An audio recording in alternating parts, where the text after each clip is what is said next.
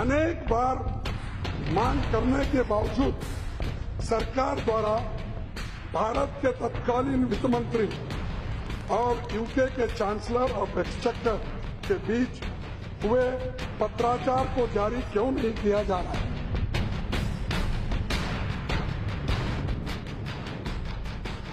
आज मैं देश को बताना चाहती हूँ, चिदम्बरम ने अपनी एक भी चिट्ठी एनडीए को नहीं दी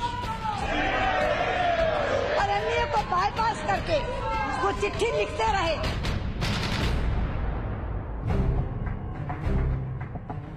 यदि विदेश मंत्री की मंशा मानवीय आधार पर मिस्टर ललित मोदी को पुर्तगाल के लिए यात्रा दस्तावेज की सुविधा प्रदान कराने की थी, तब उन्होंने मिस्टर ललित मोदी को यह सलाह क्यों नहीं दी कि वह अस्थायी यात्रा दस्तावेज के लिए लंदन में भारतीय उच्चायुक्त के समक्ष आवेदन करें।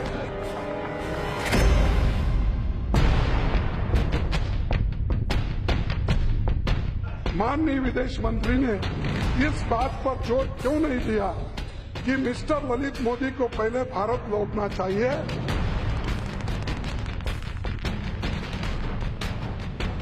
ब्रिटेन के वित्त मंत्री जो इनके समकक्ष हैं, वहाँ चांसलर ऑफ एक्सचेकर कहते हैं, उसको इन्होंने पत्र लिखा। जब उसका जवाब आया प्रोटोकॉल के तहत विदेश मंत्रालय में, तब हमें पता चला चिदम्बरम ने कुछ चिट्ठी लिखी और क्या लिखी कि आप उसको डिपोर्ट कर दो। चांसलर ऑफ एक्सचेकर ने कहा कोई हमारे पास रास्ता डिपोर्टेशन का नहीं है, आप एक्स्ट्राडिशन की रिक्वेस्ट डाल दो।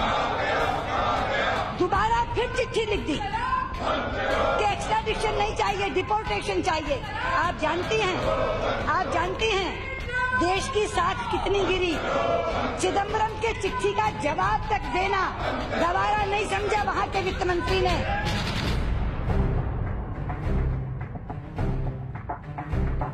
जब हाईकोर्ट की डिवीजन बेंच ने मिस्टर ललित मोदी को पासपोर्ट रद्द करने का निर्णय बदला, तब सुप्रीम कोर्ट में इसके खिलाफ अपील नहीं करने का निर्णय किसने लिया? जो केस यहाँ डाला गया था वो इस कारण से खारिज हुआ कि ईडी 4 साल तक निष्क्रिय रहा, उसने कोई कार्रवाई नहीं की, इसलिए अपील फाइल नहीं हुई।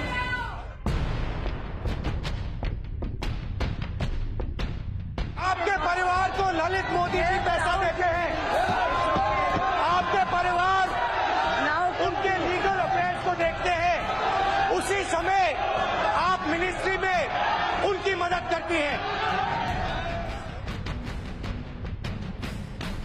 मेरे केस में कोई कंफ्लिक्ट ऑफ इंटरेस्ट नहीं है। मेरे पति ने एक नया पैसा इस पासपोर्ट केस में मेरे ललित मोदी से नहीं लिया।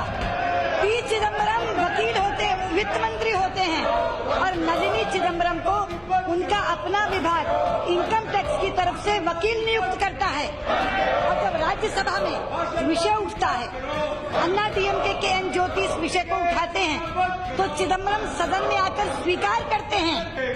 कंफ्लिक्ट ऑफ इंटरेस्ट तब होता है जब पी चिदम्बरम वित्त मंत्री होते हैं और नलिनी चिदम्बरम शारदा स्कैम में, जिसकी फाइल वो वित्त मंत्री के तौर पर देख रहे हैं, उस शारदा स्कैम में 1 करोड़ रुपया लेकर के डाक से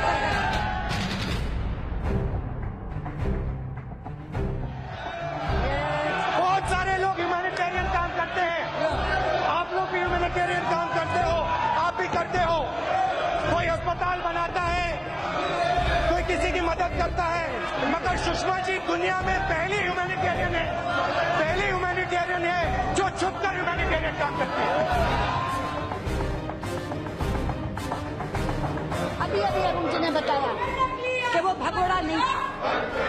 किसी कोर्ट ने ललित मोदी को फ्यूजिटिव एब्सकॉन्डर या भगोड़ा घोषित नहीं किया था।